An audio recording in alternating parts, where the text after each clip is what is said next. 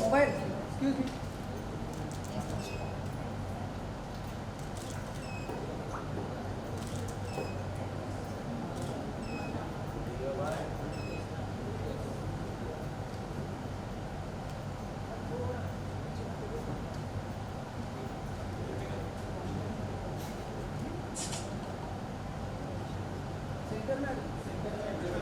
थोड़ा पीछे बस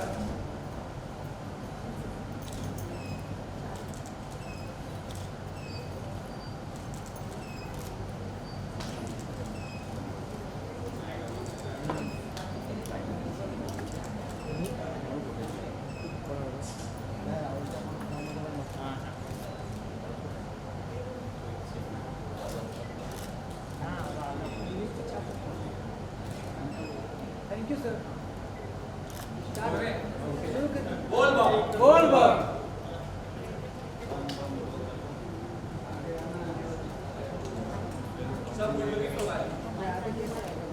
आतमध्ये पाहिजे नको नको नको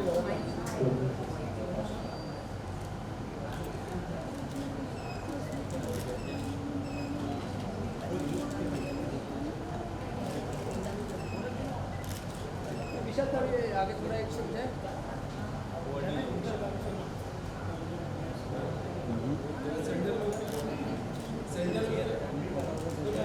विशाल ठीक है आगे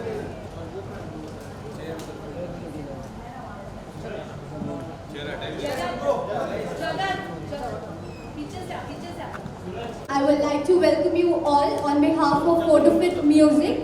So first up, we will show up the song here. You can have a look at the song, and after that, we'll be starting with the Q&A session with our actors and celebrities. Thank you.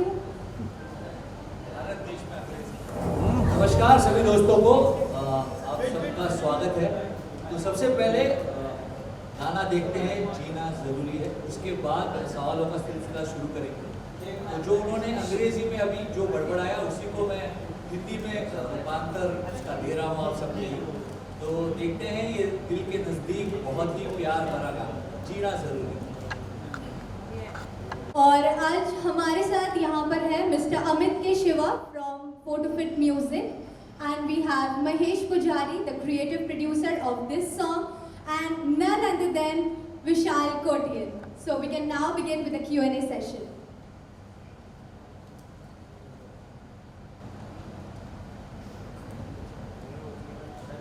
यहाँ इतना सन्नाटा क्यों है भाई? Vishal, why was this? Because it just took a long time to release this album. So what will the album को release होने? अच्छा, कोई भी एल्बम को रिलीज करना ना करना एक्चुअली एक्टर के हाथ में तो होता ही नहीं है। म्यूजिक कंपनी है, द प्रोड्यूसर को डिसाइड्स। पर जहाँ तक मुझे पता है, because I have been a part of this journey, हमने शुरू किया था 2019 में और रिलीज करने वाले थे। दैट टाइम सिड भाई had not even done big boss. He went into big boss और झूठ नहीं बोलूँगा, थोड़ा सा लालच शायद आ जाता है हर किसी के। Everybody wants to cash on popularity, और सिड भाई की जैसी पर्सनैलिटी थी कि all know that will rock Bigg Boss. मैं तो उन्हें तब से जानता हूँ जब हमारी दोस्ती इंस्टाग्राम और एक दूसरे की स्टोरी शेयर करने वाली नहीं है, एक कटिंग चाय और पार्ले जी वाली दोस्ती है। हम ग्लैडरैक के ज़माने से, मेरे सीनियर थे ग्लैडरैक में, तब से जानते हैं हम एक दूसरे को। तो सबको ये था कि बिग बॉस से बाहर आएंगे तो शायद रिलीज हो जाएगा। मैं तो रुका ही था कि सिड भाई के साथ गाना है तो अच्छा ही है, लेकिन कोविड आ गया। उसके बाद जब वो बिग बॉस में, तभी Covid struck, everybody went into Covid चलते चलते सिद्धार्थ भाई बहुत मतलब बोलने में भी, मतलब हु न्यू दैट इतना हंसता खेलता इंसान, मस्त इंसान, सबको इतने ब्लेसिंग्स वाला इंसान इस हमारे बीच नहीं रहेगा। एंड जैसे गाने में है, releasing this song at that moment would be somewhere playing with sentiments of family and friends, fans, क्योंकि फिर तो बहुत ही क्रूएल हो जाता। उसके बाद कोविड का दौर चलता रहा, मैं बिग बॉस में गया। मैं genuinely as an actor, trust me, मैं तो चाहता था कि मैं जब बिग बॉस में अंदर गया तब ये रिलीज हो, तो यू नो इट, मैं दिल खोल के अपने लालच के बारे में बता रहा हूँ, बट नहीं हुआ। अब ये गाना रिलीज हो रहा है, अभी भी बहुत अच्छा लग रहा है, एटलीस्ट फैंस तक ये गाना पहुंचेगा। तो this is the reason this song took so long. And Siddharth भाई का शायद नहीं, यकीनन ये आखिरी काम है एज एन एक्टर। तो I want everybody to just give all the love. Makers से मैं कुछ सवाल है मेरे मेकर्स को लेकर। मेकर्स, मेरा सवाल आपसे है कि सिद्धार्थ की फैमिली से एक ऑफिशियल स्टेटमेंट आया था जहाँ पे लिखा था कि कोई भी गाना उनके ऊपर नहीं बनना चाहिए, और अभी भी ट्विटर पे ट्रेंड हो रहा है कि स्टॉप यूजिंग सिद्धार्थ शुक्ला। आप किस तरह से इसको देखते हो, और अगर उनकी फैमिली मेम्बर्स ने कहा है उनका कोई भी गाना नहीं आना चाहिए, फिर भी ये गाना आता है, तो यकीनन सिद्धार्थ शुक्ला के फैंस के लिए बहुत गलत बात हुई। पहले तो मुझे ऐसा लगता है कि बिंग ए प्रेजेंट करने वालों के लिए कि अगर कोई प्रोडक्ट बना हुआ है और उनके फैंस तक ये गाना पहुंचना चाहिए। अगर ये आफ्टर बिग बॉस के बाद हुआ होता तो हमारे पास एक वो होता कि हाँ चलो हम लोग रिलीज नहीं कर सकते, बट ये 2 से 3 साल पहले ये ऑलरेडी शूट हुआ था। So as an producer, as an makers, सबका एक वो होता है कि हाँ उनका प्रोडक्ट एक्चुअली फ्लोर पे या एक्चुअली सारी चीज़ों सबके सामने आना चाहिए। तो मुझे नहीं लगता कि ये चीज़ें गलत है, मेरे ख्याल से सब होना चाहिए, सबके सामने आना चाहिए ये song. But there was a statement out from his family members. I'll take that one up. First of all, वो स्टेटमेंट आप बोल रहे हो कि हमारे गाने के लिए तो न्यूज़ है, थैंक यू फॉर। हमको तो पता भी नहीं था कि वो हमारे गाने के लिए, क्योंकि वो एक जनरल स्टेटमेंट था। उसके बाद भी सिद्धार्थ के बहुत सारे गाने आए हैं, उनके जब सिद्धार्थ नहीं रहे उसके बाद भी 1-2 गाने आए हैं शायद जिसमें सिद्धार्थ है ही नहीं, इसमें तो सिद्धार्थ है और उनका काम है। सो पहली बात तो वो स्टेटमेंट हमारे लिए गाने के लिए इसे आप बता रहे हो मुझे। सेकेंडली, अगर आप फैंस की बात करें तो ऐसा कौन सा फैन है सिद्धार्थ शुक्ला का जो मुझे हाथ उठा के बताए कि मैं उनका काम नहीं देखना चाहता?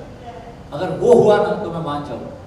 और सबसे इम्पॉर्टेंट बात है कि ये गाना सिद्धार्थ भाई का या विशाल कोटे, अगर ऐसा ही है तो फिर तो दीपिका त्रिपाठी का है। सबसे ज्यादा तो वो है इस गाने में, एक लड़की दोनों लड़कों के ऑपोजिट, तो गाना तो दीपिका त्रिपाठी का हुआ। तो ये गाना जब एक गाना बनता है ना तो वो किसी एक्टर का नहीं होता, गाना फैंस का होता है। यू नो, फैंस देखना चाहते हैं, कोई भी फिल्म बनती है फैंस की होती है, फैंस उसे हिट या फ्लॉप करते हैं, ठीक है। तो मैं चाहूँ, मैं तो सिद्धार्थ भाई का फैन हूँ, मैं ये गाना, मैंने गाना किया है फिर भी मैं गाना 100 बार देखूंगा। तो अगर कोई भी फैन अगर ये बोले कि नहीं मैं सिद्धार्थ भाई का काम नहीं देखना चाहता, फिर वो खुद को फैन कैसे बोलता है? और जहाँ ट्रोलिंग की बात है, कुछ तो लोग कहेंगे लोगों का काम है कहना, उससे कोई फर्क नहीं पड़ता। सारे फैंस अगर जेन्युइन सिद्धार्थ भाई के फैंस हैं तो जाकर इस गाने को देखें, प्यार दें, क्योंकि ये सिद्धार्थ भाई का आखिरी काम है जो लोगों के बीच आएगा। ये कहते हुए दिल भर आता है, पर है जो है वो है, सच्चाई का सामना करना पड़ेगा। और एक शो से ना या एक गाने से या एक फिल्म से, किसी भी चीज़ से ना सिर्फ एक्टर ही नहीं जुड़ा होता, एक स्पॉट बॉय भी जुड़ा होता है, कैमरामैन भी जुड़ा होता है, सारे लोग जुड़े होते हैं। तो कोई चीज़ जब चलती है, हिट होती है, तो उनका रुका हुआ पैसा, उनके जो, क्योंकि हम 2 साल कोविड में बहुत बुरे वक्त से गुजरे हैं, तो हम बहुत लकी हैं कि ऊपर वाले की दुआ से खाने पीने का और अच्छी ज़िंदगी जी रहे हैं। पर बहुत सारे लोग हैं जो अभी भी अपने पैसे के लिए रुके हैं कि सर 2 साल हो गया, तो शायद ये गाना हिट हो जाए तो उन सबके पैसे भी मिल जाए। तो जब एक प्रोडक्ट बनता है तो उसको वरना काम ही क्यों करता? एज एन एक्टर मैं क्यों काम करूँगा इन प्रोजेक्ट कि मुझे पता है कि लोगों तक पहुँचेगा ही नहीं। कल अगर मैं भी ना रहूँ, मैं ये बोल रहा हूँ कि कल, क्योंकि जिंदगी का कोई भरोसा नहीं, कोविड ने हमें सिखा दिया है, कल अगर मैं भी ना रहूँ तो मेरा कोई बाकी काम हो ना, तो किसी से सवाल मत पूछना, भाई उसे रिलीज कर देना, मैं ऊपर से दुआ दूँ। अगर फ्यूचर में सिद्धार्थ की फैमिली जो है अगर अपोज करती है इस गाने को लेकर, तो आपका क्या नेक्स्ट स्टेप रहेगा? इसका जवाब ये लोग देख सकते हैं बेटर, क्योंकि मैं तो सिर्फ गाने को प्यार ही चाहता हूँ। मैं चाहता हूँ कि सब लोग प्यार ही करें। अगर किसी की तरफ से कोई ऑब्जेक्शन या कुछ भी आए तो वो मेरा लुकआउट तो है ही नहीं, that I will surely let them answer it. Sir, I just try to make it things clear. I mean, it is from my point of view. कि अगर सिद्धार्थ भाई के officially ये work on that thing actually, तो how can anyone try to, you know, उस चीज को उनका कोई मतलब? That is what I am saying. That these are legalities which these people will answer उनका better. प्रोडक्ट है, उन्होंने उनके लिए ऑफिशियली बात की,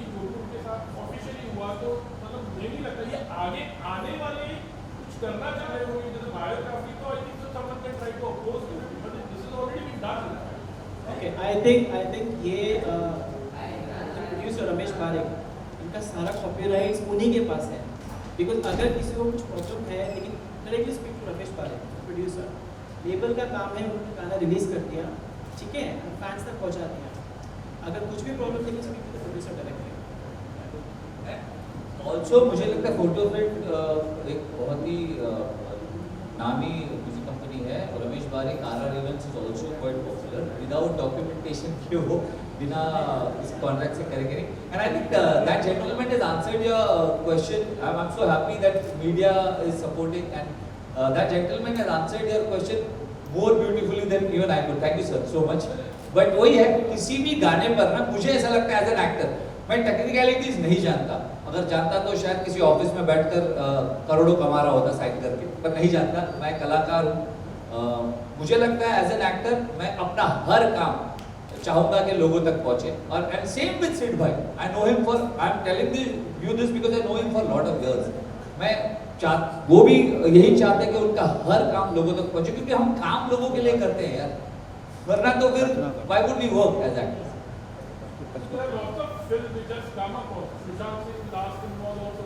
Exactly, and as he rightly said, अगर कोई बायोपिक अब बनाना चाहे, then he has to take a permission, obviously. But अगर जो काम है, जो लीगली हुआ है, जो सब कुछ है, तो that has to be released क्योंकि उससे बहुत लोगों के पैसे जुड़े हुए हैं, सर मिलने दीजिए सबके पैसे.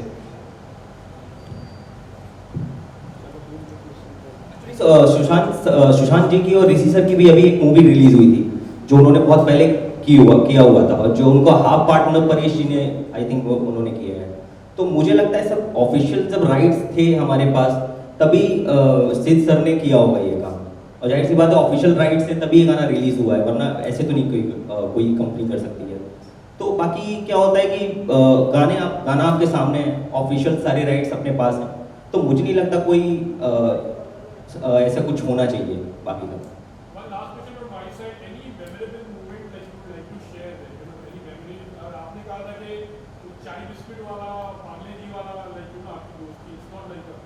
बहुत सारी मेमोरीज है मेरे और सिड भाई की जब मैं ग्लैडरैक्स में जा रहा था तो मुझे अभी भी याद है हमें कहा गया था कि सिंपल है jeans white T shirt and jacket audition round में एंड सिद्धार्थ भाई कर चुके थे ग्लैडरैक्स तो मैंने फोन उठाकर बोला कि सिद्धू ऐसा है कपड़े क्या पहनूं तो बोलता कुछ भी पहन के जा कोई फर्क नहीं पड़ता तेरी पर्सनैलिटी अच्छी होनी चाहिए तो मैंने एक कट स्लीव पहन लिया अंदर मुझे लगा था कि जैकेट के अंदर कट स्लीव कौन देखेगा जैकेट है ऊपर जीन्स है तो वहां जाने के बाद मुझे बोला कि जैकेट निकालो आप अपना और वॉक करो और मैंने जैकेट निकाला और सब हंसने लगे क्योंकि अंदर से गंजी थी कट स्लीव वो भी काटी हुई तो फोन करके मैंने सिड को बोला यार कम से कम बता तो देता वो एक बात है कपड़ों को लेकर और एक बात है ये गाने के वक्त जब कॉस्ट्यूम डिसाइड हो रहे थे तो Sid was very clear with his clothes और उनके कपड़े और के थे मैं अपने कपड़ों क्योंकि बीच पे था मेरा काम और मेरे 2-3 अलग अलग लुक्स थे तो मैं अपने कपड़ों को लेकर थोड़ा सा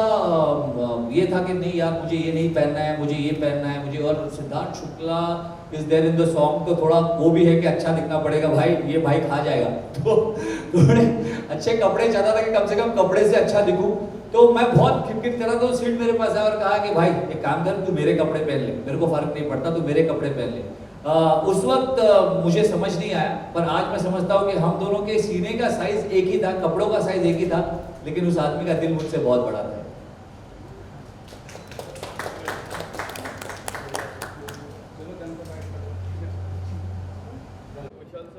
Congratulations for the song, first song after Big Boss. Thank you so much. काफी वेट किया फैंस ने कब आ रहा है क्या कुछ प्रोजेक्ट आने वाला है और एट द एंड सॉन्ग आया काफी कमाल का सॉन्ग लग रहा है किस तरह की फीलिंग है अच्छी फीलिंग है यार बहुत ही अच्छा लग रहा है बिग बॉस के बाद और अच्छा लग रहा है क्योंकि सिड भाई के साथ सॉन्ग है और वो भी बिग बॉस के मतलब बिग बॉस के लेजेंड उन जैसा बिग बॉस कोई नहीं खेला हम सब अंदर डिस्कस करते थे कि काश थोड़ा सिड भाई जैसा खेल जाए तो उनके साथ गाना बहुत अच्छा लग रहा है और बिग बॉस के बाद ये मेरा पहला काम है और बड़ा है बाप ऑफ ऑल द सॉन्ग्स है तो बहुत अच्छी फीलिंग है मेरे लिए कोई भी काम बड़ा या छोटा नहीं होता अच्छा या बुरा होता है और ये काम तो बहुत ज़्यादा अच्छा है so I am feeling very good nervous भी हूँ एक्साइटेड भी हूँ और जब तक एक एक्टर के स्टमक में बटरफ्लाइज नहीं आए ना तब तक वो एक्टर नहीं होता, तो इस वक्त वही फीलिंग।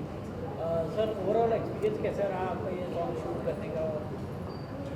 बहुत बहुत अच्छा एक्सपीरियंस रहा है, बहुत मज़ा आया इस सॉन्ग को शूट करते वक्त। मेरे और सिड भाई के बीच में एक सीन था इस सॉन्ग में where he dies in the song. हमने जानबूझकर वो नहीं रखा है क्योंकि वो बहुत थोड़ा ग्रूसम हो जाता, and we didn't want to keep that, we didn't want that sequence to be there. उसके अलावा बहुत मज़ा आया, हमने भुवनेश्वर और पुरी में शूट किया है ये गाना, तो सिड भाई और मैंने बहुत धमाल किया ऑफ स्क्रीन।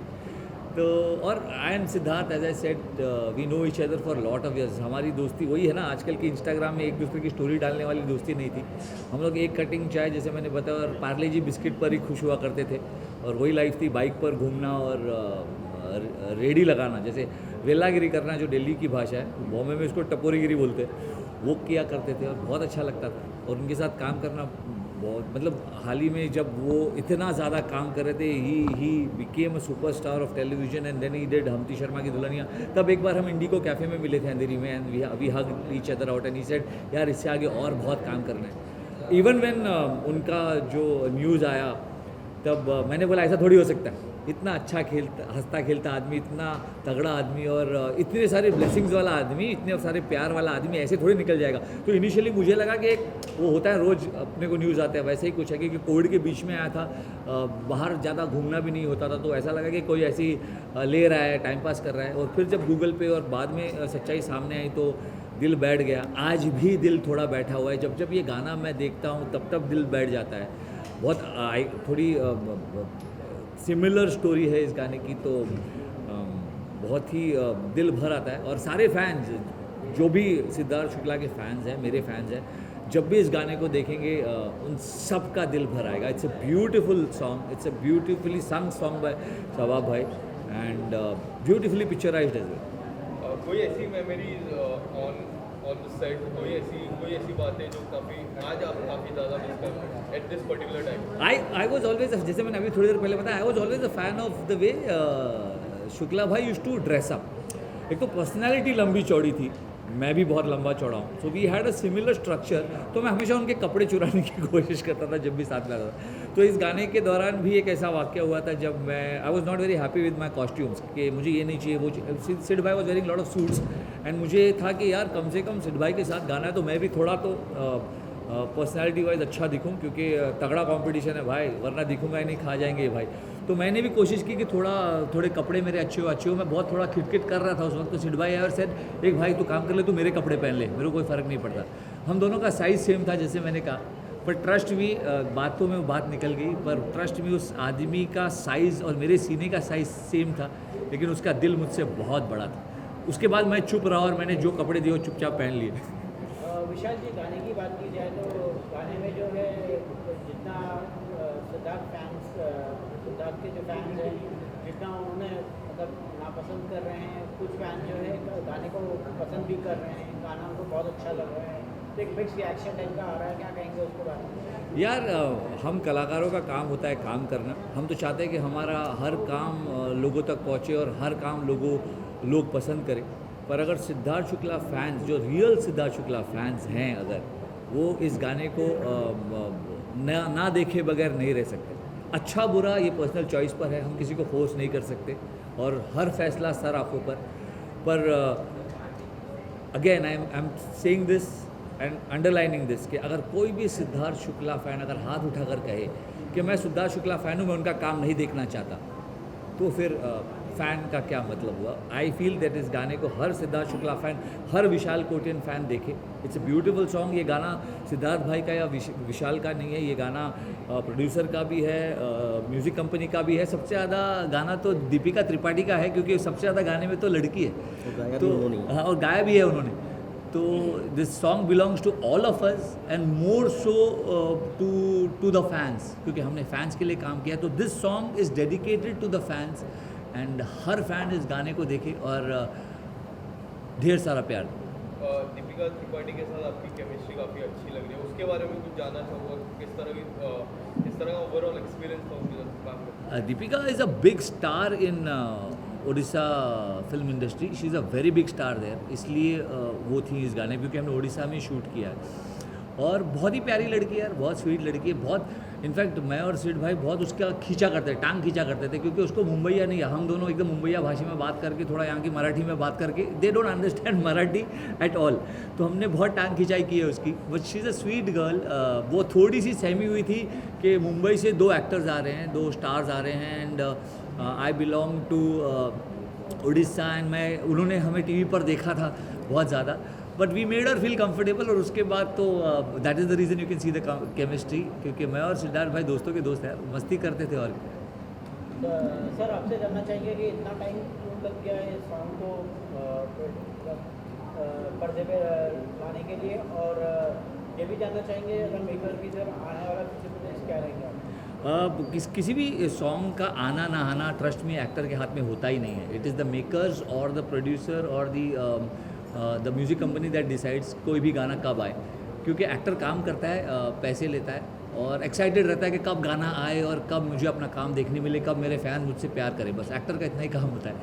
सो इस गाने के बारे में महेश जी और अमित जी ज़्यादा बता सकते हैं कि इसको क्यों वक्त लग गया और क्या। I have been a part of this song, so I will definitely I know the whole process, क्योंकि मैं बार बार पूछता था कि कब आ रहा है सो